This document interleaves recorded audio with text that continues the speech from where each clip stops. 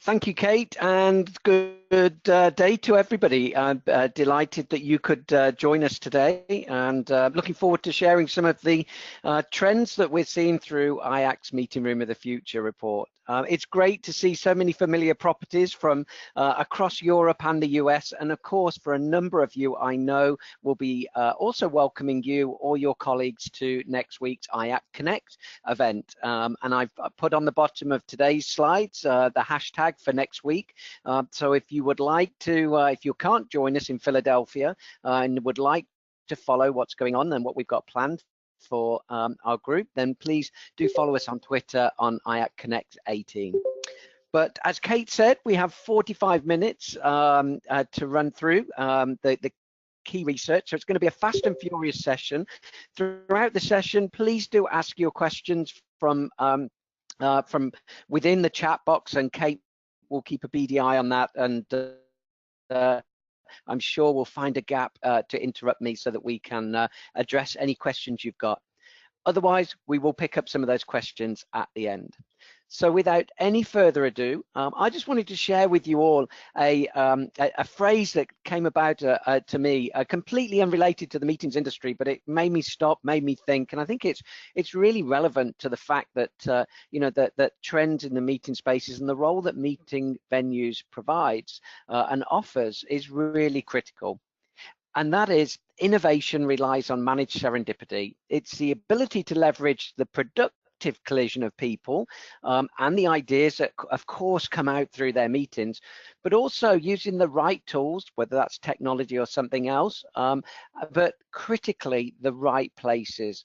So when we look at you know, meeting spaces, the meeting environments, the different experiences we put together, you know, if all of that is not right, then it doesn't matter how clever the people are or how many ideas they've got inside them. If we don't bring it all together, then our customers don't have a great meeting, don't come up with great innovations and ideas to succeed in their business. So I just wanted to share that one with you and hopefully give a little bit of context as to why we think understanding the trends in the meetings industry is so critical to the role they play in terms of the facilities and the venues that we provide.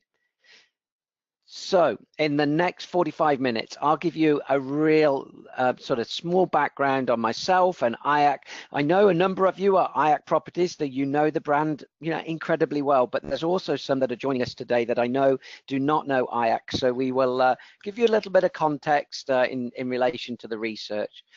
I'll give you a little bit of an overview of the background of the research. Then we'll go and start to look at some of the key findings as well. You know, we'll look at trends in everything from food, beverage, technology, the physical meeting spaces, of course, and you know, audio visual side of things. So we'll really be going sort of full stretch to look at all of the elements in terms of you know, what has been affecting our industry and what we might want to expect and see more of in the future. So a little bit of background as to me, the person you're giving your time to for the next hour or so. I'm Mark Cooper. I hopefully have met a number of you at different IACC events, regional events, national events, etc. I've been with IACC for 5 years, but actually part of the hospitality industry and the meetings industry for far longer than that. This was a picture of my grandparents' village pub in England.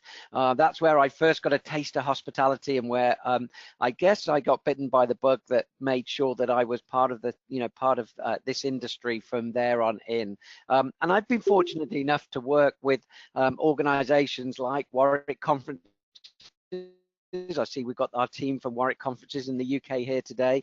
De Vere Hotels, now Principal Hotels.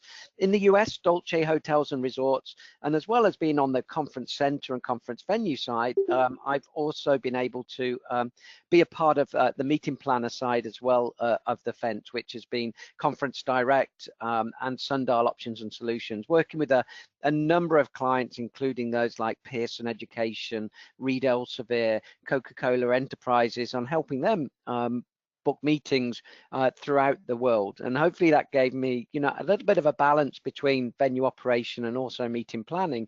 And I'll try and share some of those thoughts with you today as it relates to trends and why they might be manifesting themselves. So a few fast facts, if you weren't aware, as an association, we've been around a long time. 1981, we're just celebrating our 35th year for IACC being in existence. And we have just over 300 venues throughout the world, in 25 countries, so throughout Australia, Asia, Europe, North America, including Canada, and more recently we've added Mongolia as well, Malaysia, which we're really thrilled about, and we continue to grow our presence. And that's relevant in regards to the research that we are going to share today.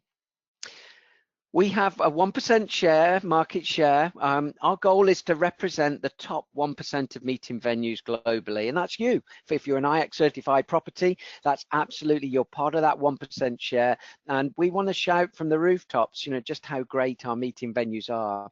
If you're joining us today from a different organization or a venue that isn't part of IACC, well, maybe there's an opportunity for you to take a look at the quality standards and see if, you know, you may well be a part of, or can be a part of that community.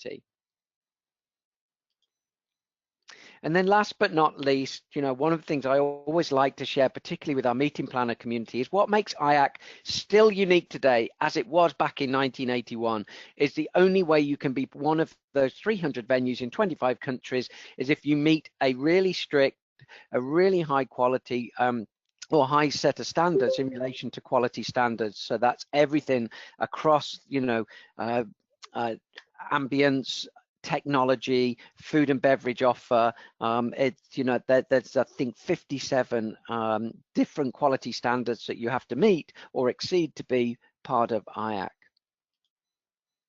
So that's enough about IACC and the association. I just wanted to give you a little bit of a flavor, as I say, for those who are not familiar with the organization.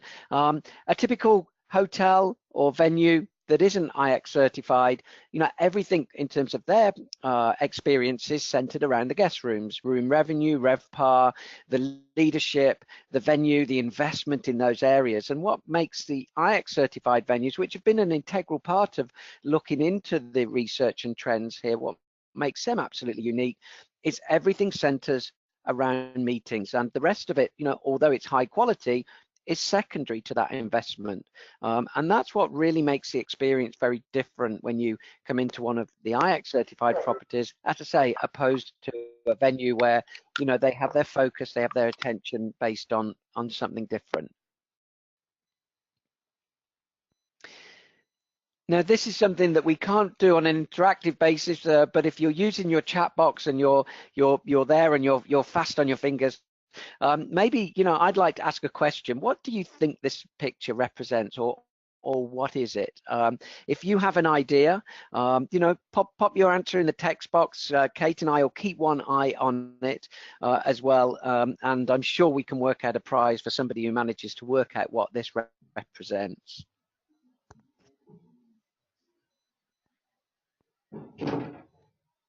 I'm going to give you all a clue, which should make it a little bit easier. So this is a picture of something that is the most popular something. Yes, we know we're in a forest. Yes, we know there's a bed there. But what could this be the most popular? Kate, have we got anything else? Anyone who's been able to enter into the chat box? Any guesses at this stage? No, everyone's very shy at the moment, Mark. Nothing at the moment. Everyone's really shy. Okay, well, that's not a problem. But let me help you out a little bit. We are Emma and Gail from Warwick, Mark. Sorry to interrupt. Emma and Gail have said a sleeping experience. Well, it absolutely is. You're quite right, Emma and Gail. Thanks for giving the Q&A a go there. It's actually the most popular Airbnb venue worldwide in 2017, which is quite incredible. Actually, for anyone who wants to know where it is, this incredible property is based in California, in the US. Why am I showing you this? Well, the reason I'm showing you this and sharing this with you is, you know, I passionately believe that the environment that we're in at the moment, you know, when we look at the experiences we crave as individuals for our weekend away with friends and family, for our next restaurant experience, it's all about, providing an experience that's absolutely unique, something that's going to create a memory, right? Not necessarily led as the way it used to be in years gone by brands, hotel brands, etc. And this is no different when we think about the experience that a conference delegate wants. They want a memory, they want something that's unique, and it's our responsibility when we let the environment that we provide to provide something that is akin to this. And this is absolutely, one of the things that's driving the appetite for meeting planners and organizations to create something unique and special, and as I say, memorable. So let's start and jump into some of the trends now, really without any further delay. We surveyed 250 meeting respondents from 5 continents around the world. It was important that we got a really good representation. And these were meeting planners. So we really went out there and made sure that we're working with meeting planners, and specifically those meeting planners that book the smaller meetings. Now, they may book larger meetings in the thousands, but as we know for IACC, what's really important is these are meeting planners that are booking training courses, smaller meetings, smaller conferences, generally under 200 people, because that's the area that's really, that we're passionate about getting a good understanding for. We looked at some of the key geographical and generational divides. So we asked that question, was there a difference between the expectation of meeting planners and the trends that we're seeing in Europe or Finland or, the UK as opposed to in Chicago or in Japan? And equally, we wanted to understand is, from a meeting planner's perspective, are some of these changes and trends being influenced by the incoming generations and the outgoing generations in terms of meeting planners? Can actually give you a little bit of feedback now to say that in the rest of the presentation, we won't be sharing with you geographical and generational differences. And the reason for that is purely that we didn't see enough differences between these groups in terms of their behaviors, what they wanted, what frustrated them. There was absolute alignment and unity in regards to what we want.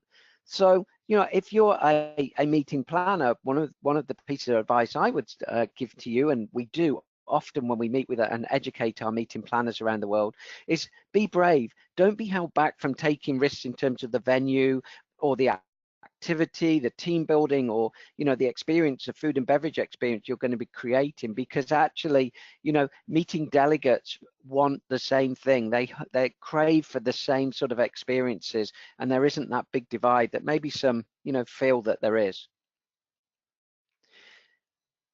One of the areas this year which was new, now this research is 3 years in the making, was we asked if venue marketing practices were aligned with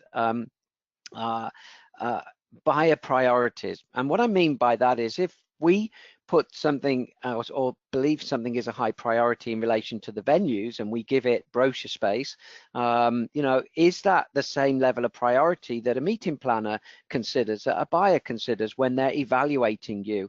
And I will be highlighting some differences in relation that we found in relation to importance given by venues versus importance given by meeting planners. And hopefully I can just share with you some tips, and you can go away and take a look at that and see, if you're giving enough credence to something within your marketing. And for those of you on the call today that are working with a myriad of different providers, we did again look at meeting planners across a wide spectrum: corporate, association, government meeting planners, commercial meeting planners as well, to make sure we got a good representation from all those buyer groups.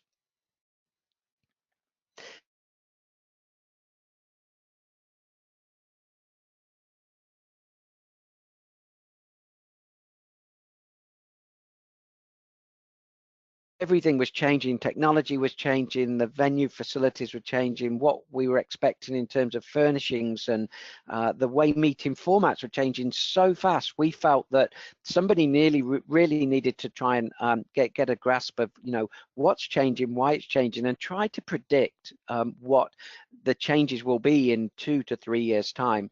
And you know, being 35 years old as an association, we've got a great audience out there and some very strong connections, whether it be IACC members, which we know are the most entrepreneurial venue operators out there with some incredible unique facilities, some real early adopters in terms of change. Meeting planners, through our work with organizations and our strategic partnership with MPI as an example, we had a great opportunity to be able to work with meeting planner groups. Industry experts, people like Corbin Ball, who we see there, who's the IT guru and has been for many years. You know, we got a great collection of people who are experts in specific fields who would be willing to help us with the research. And then last but not least, our suppliers, those that again are innovating in the space, people like PSAV. For those of you familiar with PSAV, they're one of the, you know, the top largest audio visual and technology providers in our space, certainly in the US, growing in Europe and in other parts of the world as well. You may ask as well why Microsoft, you know, are on there. Well, interestingly, Microsoft wanted to be a part of this research, not because it's a big brand, you know, and has a big presence in our meeting spaces and conference rooms at the moment, but purely for the reason that they want to be providers. They want to be significant providers in that space. And through a technology that they've been working on, and they have now introduced as well, called Surface Hub, where they're bringing interactive elements together like Skype, like document sharing onto large screens in meeting room spaces. Their reason for being a part of our research was to contribute what they had already found out themselves, but also help to gain an understanding from IACC. So we had a great group of people, like I say, from all those 4 areas that were willing to stand up, be a part of Meeting Room of the Future. And as I say, we're into our 3rd year now, and we will have our next research will actually come out in late May this year as well. So do watch out for that. So now let's get into some of the key findings. You know, some of the key things that we found when we digested the latest research. One of them is, you know, the educational objectives are critical. Obviously, the content in a meeting and a conference is absolutely critical, but the personalized experience gains traction, and it is gaining more and more traction. Now, from that, what I mean is the experience of each and every one individual.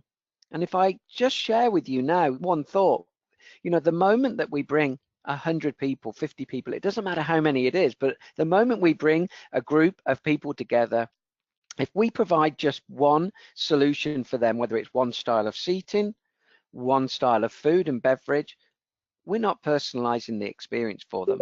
We're providing one thing, and that will satisfy some of our group, but you're never going to satisfy all. And we'll look at some of the examples of personalization, you know, that go way beyond maybe what you think in terms of the areas of where we can influence. But everybody is seeking a personalized experience, and meeting planners are telling us it's becoming more and more important. Now, our younger generations are becoming a larger part of the delegate pool, and they are absolutely influencing. The one thing we don't have to do with our incoming generations is teach them to become good at using, for instance, the technologies that are being introduced that are really helping in meetings. They get that. You know, the instructions are easy, the adoption is a lot higher, and it's making our job better and easier to be able to integrate. And certainly when it comes to things like conference apps, audience participation, etc., the providers are becoming a lot more mature now in their solutions, and they're easier to use, less cumbersome. Now, this is a big number. 80% of meeting planners reported that their role involves more of what we're calling this experience creation.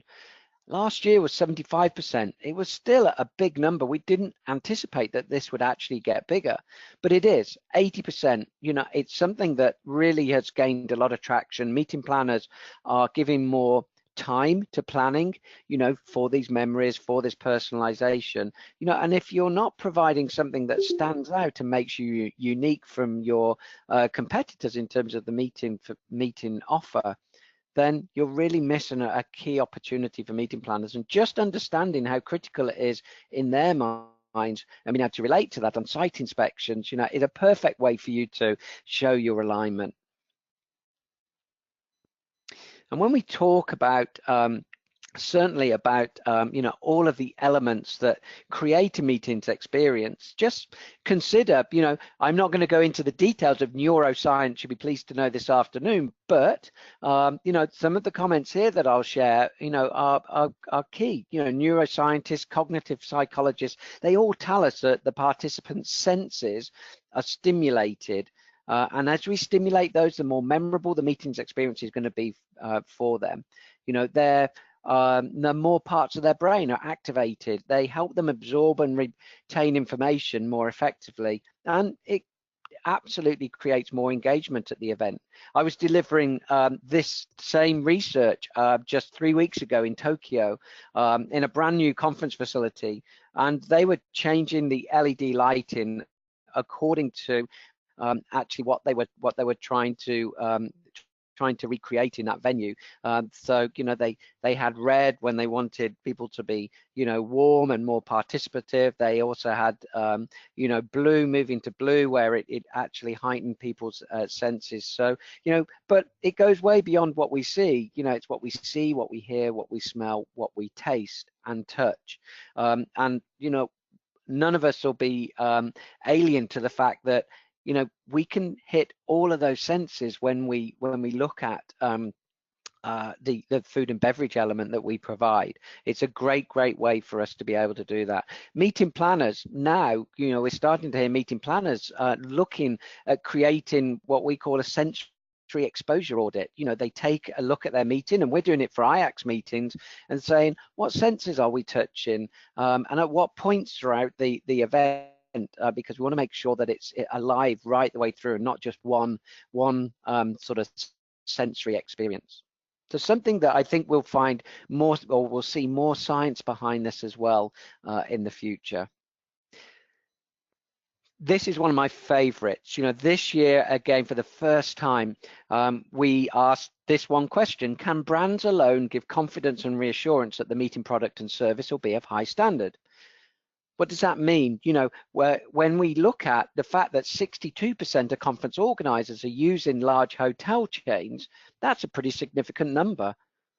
So we asked them, we dug deeper, and we said, well, okay, do you align, a significant meeting hotel brand with quality of technology, quality of furniture, good night's sleep, food and beverage? They said yes to all of that, which is not surprising. Otherwise, that would be a much lower percentage, right? But interestingly, the one and only area where they didn't connect big hotel brands with a question we asked them was around creativity. Now, let's just think about what we've been talking about for the last 10 minutes. We've got to create more, or rather, we've got to host more creative meetings. We've got to be more innovative, create more memories, etc. Well, two things here. If you're part of a large hotel chain, you've maybe got to work a little bit harder to book the trend because of this perception for meeting planners. If you're part of an independent or small group of venues, here's a great opportunity, because you can absolutely give influence to and weight to the fact that you're highly creative through some of these solutions that maybe meeting planners aren't experiencing in larger brands. We're not quite sure, and we dug a little bit deeper in terms of the research. We're not quite sure why this disconnect is happening. Is it a problem? Is it because larger hotel brands are maybe seen as a safety blanket, a safer option?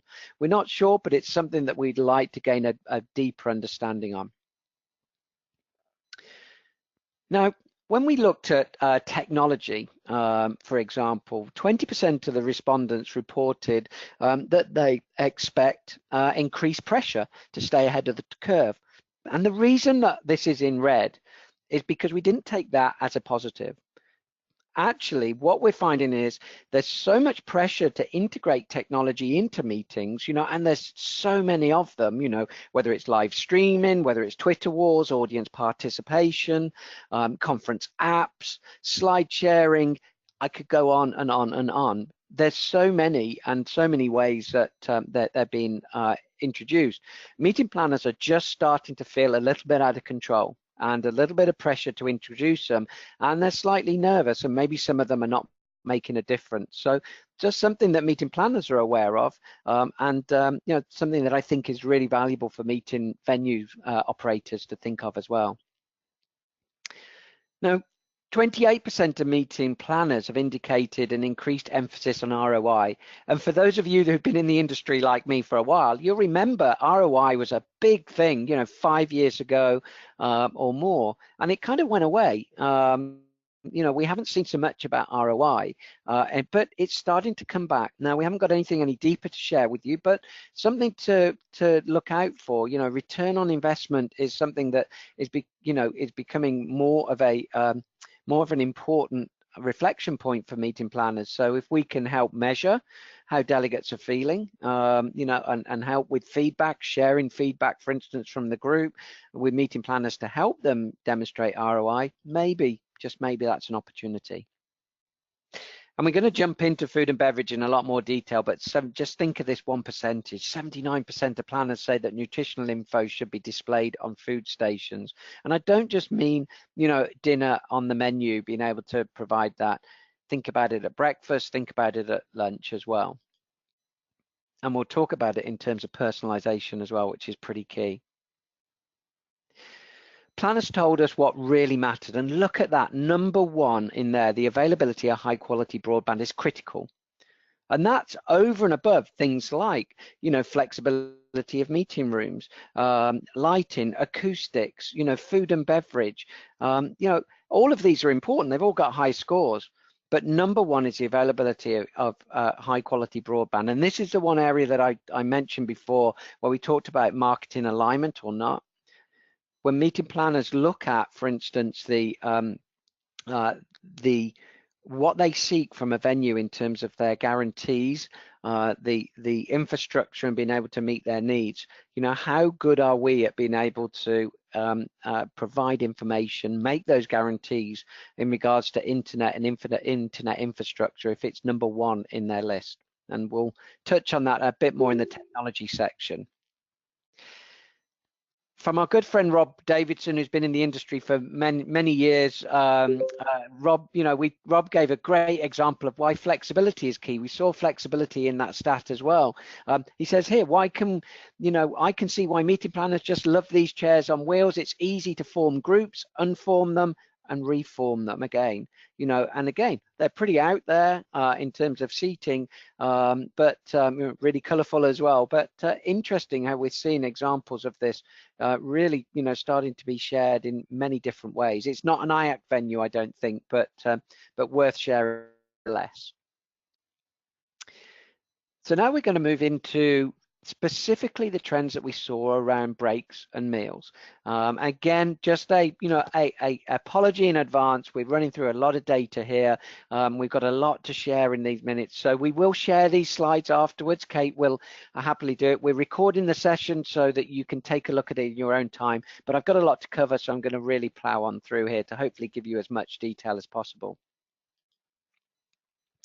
Productive meal service in the day, you know, to allow delegates to check in with the office and the family is really critical. Think about it now. You know, it's not just about eating and networking with your colleagues at the meeting. You know, we know absolutely that delegates have got to do 5 or 6 things. They've got to eat. They've got to meet with their co-delegates to discuss the session they've just been on. That's a given. They've got to connect with the family. They've got to connect with the office, and they've probably got to get on social media and do some stuff there as well. If we think that that's not happening, then really we're kidding ourselves. There's so many things. Now, why is that important, and why is that linked to productive meal service? Well, we think this is what lies behind a bigger trend towards providing more and more buffet style, networking style, more immediate food service, and maybe the formal sit down meals, certainly at lunchtime, because it allows people to connect and do all these things, and they don't go into the meeting space you know, frustrated that they haven't been able to do it because they've been sitting down as part of a 3-course meal where, you know, it's taken the hour up and they've got no time to connect with office, family, friends, etc. Continuous refreshment break stations, I know I'm preaching to the converted here with you as well, but it's still really important. What's nice is meeting planners are seeing the importance of this, and they may or may not be meeting planners that are using IACC certified properties. So we found that was really reassuring and gives us comfort that we're providing great environments and that these are, are still very important.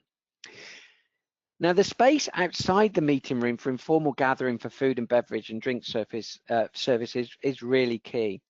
Now, for every RFP we get from a meeting planner, we're normally given the specification in terms of the meeting room size, right? It's got to seat 500 people, 200 people, 50 people, cabaret style. They might give us, it's got to be 1,000 square foot, 5,000 square foot, etc. But how often do meeting planners specify the space outside of the meeting room? How many of you have got great spaces outside of the meeting room that have got no other purpose other than, for people to gather, talk, socialize, network, etc.?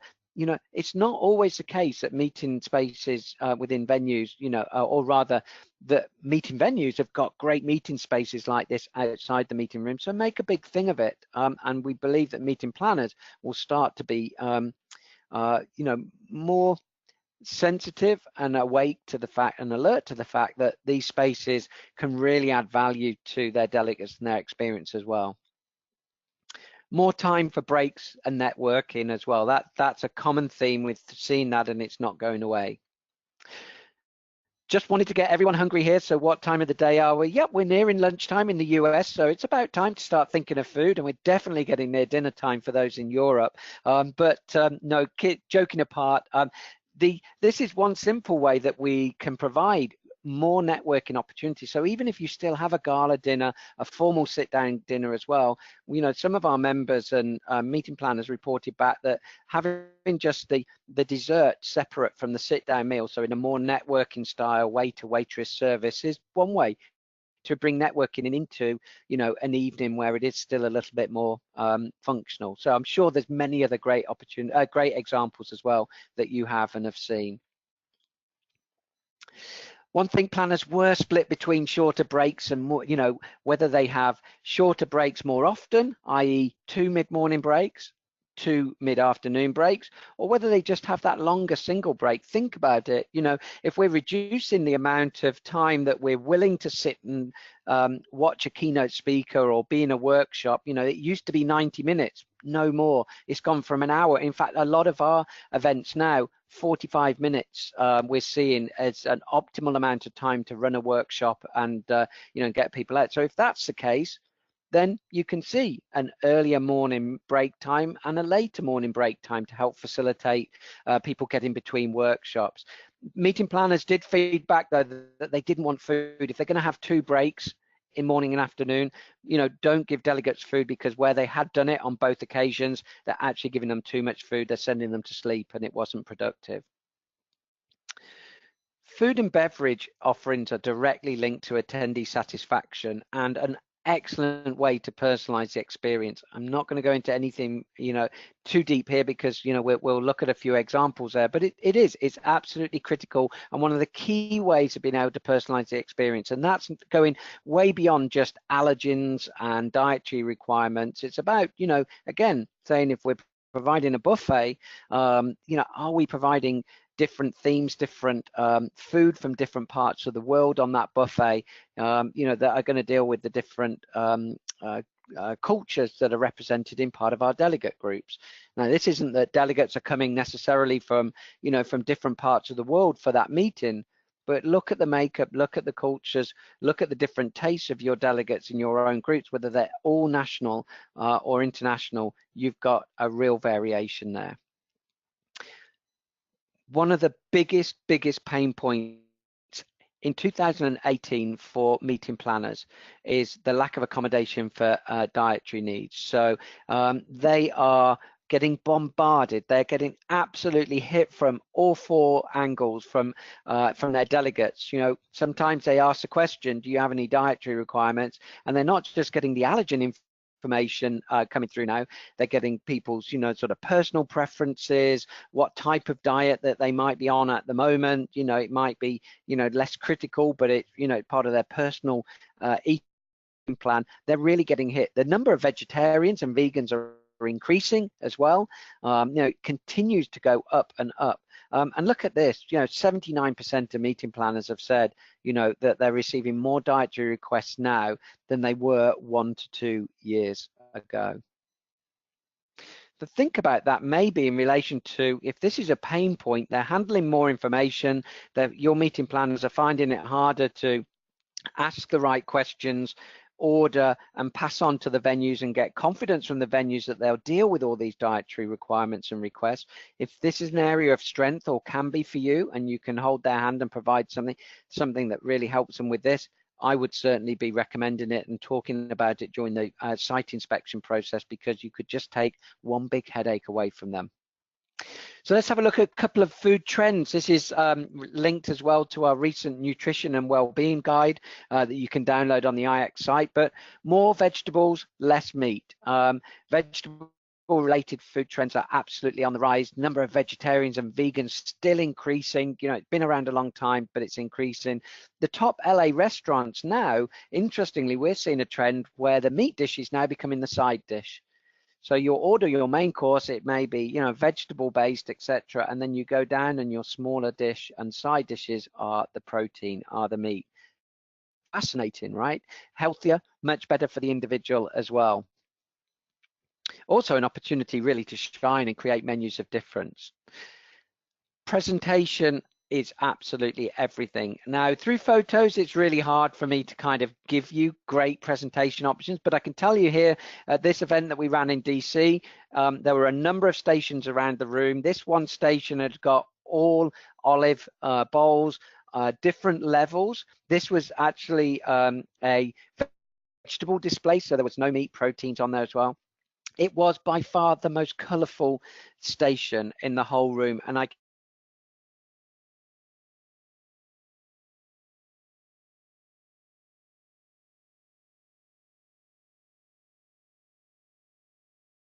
from a meeting perspective. The increasing use of ancient grains in menus, superfoods beyond health reasons. If your kitchens are using ancient grains in the menus, do it. Use them. Talk about it to your meeting planners and promote it through your stations. I talked a little bit about providing buffets and different culture of food. So hybrid and fusion cuisine, where we're bringing together, different cultural dishes into one element. It's, again, more appealing, really becoming a trendy option here. One example is Hawaiian ahi poke bowl food. We're starting to see the melding of styles and flavors coming along. If they're bowl food, again, helps facilitate networking. So that trend really does play into our hands in terms of providing some great networking style dishes. Cultural diversity, having a substantial influence as well. So look at this, gluten-free, no longer an exceptional request. Food labeling on conference buffets are definitely becoming more common, and 75% of staff at IACC venues and those venues that participated were given specific allergy training. So this isn't having a policy, this is about having specific training for all members of staff that are involved in food service. Is it enough? Well, actually, we don't think so. Again, if this is becoming bigger and bigger, we'd like to see 100% of staff giving allergy training. And again, if you do that, then that's something to definitely to brag about, right? Informal, flexible, and grazing style is really important in the dining options. This is quite a fun one, but actually, it's quite a serious one as well. In Europe, we have a group with some 45 to 50 venues throughout Europe, and they offer the equivalent of Sandals, the all-inclusive holiday, but for meetings. And so all delegates, it's an all-inclusive complete meeting package, 24-hour delegate rate, and they get to just help themselves from the bar. Actually, there are no bar staff there at all. It is all self-service. It's all included within the CMP. Maybe difficult for some to be able to do that, and certainly from a legislation perspective in some parts of the world, it might well be very difficult. but it's an interesting concept nonetheless. And a lot of large organizations, McKinsey's, Deloitte's, IBM's, all those ones that are using you for training courses and events, their very senior leadership programs are happening in that one chain of chateau style properties. So that's enough on food and beverage. I mentioned that we've got trends and in nutrition and well-being. So take a look on IACC's website, download that, it's free. We're going to move in now to physical meeting space and design. Now, there's definitely been a noticeable trend in creating venues which emulate a homely setting. That's something that, you know, people are very comfortable now with working and being productive in a setting that's more akin to your home, and that's having more and more of an influence in the venues, you know, public spaces, even meeting spaces. There's a number of respondents believe the space outside the meeting room is as important as the space inside. Again, just think about that for a moment. This is meeting planners, serious meeting planners globally, telling us that the space outside of the meeting room is as important as the space inside. That you would never have heard this 10 years ago from a meeting planner. So if you create space, and that includes the outdoors, then again, you should be making a big part of it in your sales, marketing, and in your bragging points when arranging site inspections, even to a point of, you know, if you've got good Wi-Fi in your outdoor areas, then that's something to make a really big statement on. And spaces, you know, this won't be a surprise to all of you, but spaces, you know, must facilitate more conversational delivery and not be content driven. Here's just an example. Actually, for those of you who are going to be with us in Philadelphia next week for IACC's annual conference, you'll recognize this firsthand. This is the Chubb Hotel and Conference Center outside Philadelphia. You know, and I'm showing this because this is not the same breakout room. These are 4 of the breakout rooms, all equipped differently with steel cases, furniture. You know, it's not a inspiring room, let's say, but with the inspiring use of furniture, it's created that interest, made it more interesting, you know, and moved away from that typical boardroom style setting. Here's an example in Sweden, exactly the same, breakout rooms, syndicate rooms, whatever you call them, you know, making them more interesting, making them more flexible. Certainly the one in the bottom right, you definitely have an option to be able to just move that around as your meeting moves around. Look at the colors being used here. Look at the art, look at the points of interest. You know, these are the old boardrooms that you'd see before. This one is a round meeting room. And round meeting rooms are becoming more popular. Think about it, you know, when we first started, you know, having meetings, you know, thousands and years ago, we probably sat around a campfire, looked at each other in the eye and built a connection. Well, why should that be any different in meeting spaces? And this is an example from Europe of a round meeting room. Now, if any of you have got meeting spaces as well in, you know, and you're dealing with larger groups, this is an example from Eindhoven, sorry, I beg your pardon, from Copenhagen, an event where there were 400 attendees, and they provided different styles of seating in that room. So remember I talked about personalization? Yes, they offered theatre style. Yes, they offered, you know, nice seats with sort of boxes with sheepskin rugs at the back. They had high top tables and chairs as well. There are about 4 different types. And the one thing that was fascinating was when I watched people come into this room, the delegates, everyone without exception looked at all the options available, made a personal choice, and no, you couldn't anticipate who was going to go for what. It really was random, but they made that personal choice. So that's where I talk about personalization as really being something to consider. If we provide just one style of seating in a meeting room, then, you know, potentially we're missing an opportunity.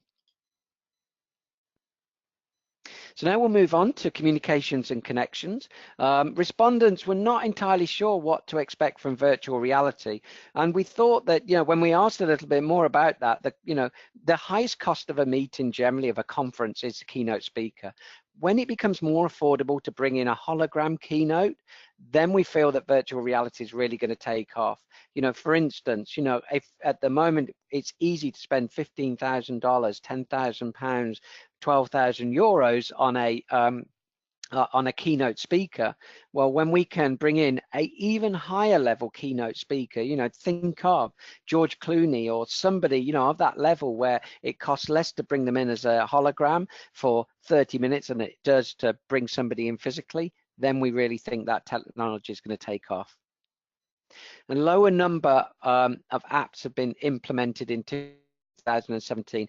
I'm not going to spend much time on that. We think that's a blip. We don't think it's a trend. Conference apps really are popular and remain popular.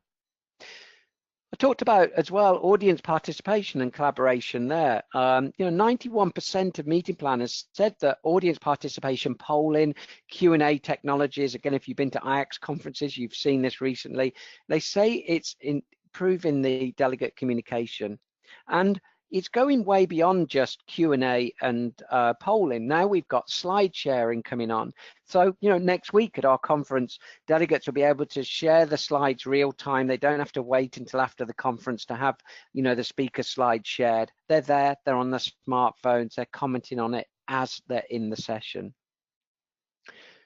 58% of our buyers said they would shortlist a venue with no internet performance guarantee. I would highlight this as a real standout point because, as I mentioned before, if internet infrastructure capability, performance and quality, which I know is always great within IACC certified properties, if it's not being given the respect and the prominence in your sales and marketing offer, in terms of the training your sales and marketing team have got, in terms of being able to accurately share that with meeting planners, and I mean going way beyond the, when you're asked a question, just being able to say, well, we don't get any complaints from other conferences, so I'm guessing it's okay. That just won't cut it. But again, you're underselling your capabilities, because there's still a lot of properties out there and hotels that cannot provide the quality that you do. So just take a look at your marketing and see maybe how much prominence you're giving that, if it's something that you really can be shouting from the rooftops. 72% of planners say that free and affordable broadband will be critical in the next 5 years. Again, we know many IACC members are doing this. If you're an IACC member, by the way, and you haven't updated your IACC listing, we've put internet capabilities on there now, and very soon meeting planners will be able to search against that. So just have a look on iacmeetings.com. If you haven't put your internet infrastructure details in there, please do it. Speak with Matthew or Kate about your login if you need that, because it's something that we want to provide that information to meeting planners. And it's no longer now just about megabits per second. It's about the infrastructure, about the access points. It's about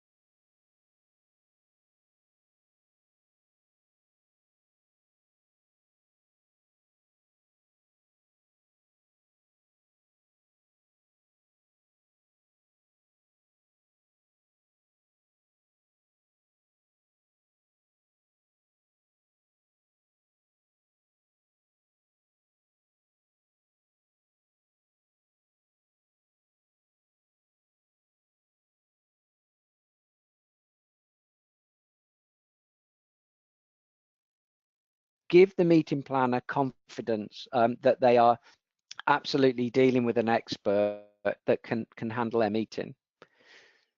And for any of you in the meeting planner community, I just wanted to share one picture here with you, which is of the MPI website. And on the MPI's global website, in their tools section, they have planner resources page, and we have a venue finder that takes every MPI meeting planner through to the IAC website to be able to search iacmeetings.com. So it's a really, way for meeting planners. It provides a lot of traffic. So do just make sure that your listings are up to date. If we think about some of the highlights today that we've been sharing in terms of trends and what's important to planners, does that come through in your listing? Are the images that you got, really drawing on these sort of points and these sort of strengths, or are we just opting for, an external shot, a couple of empty meeting rooms, and not going beyond that? So here are some of the summaries and findings. Well-designed, dedicated meeting focus spaces are absolutely essential to meeting planners today. You've got it, you provide it, it gives you assurance that this is something that you can, share that knowledge with the meeting planners next time, with your clients next time you're together. Meetings need to be well supported by knowledgeable staff. I'll give you an example. Some of our meeting venue operators, are asking the question, do we need great IT people, or do we need great AV people?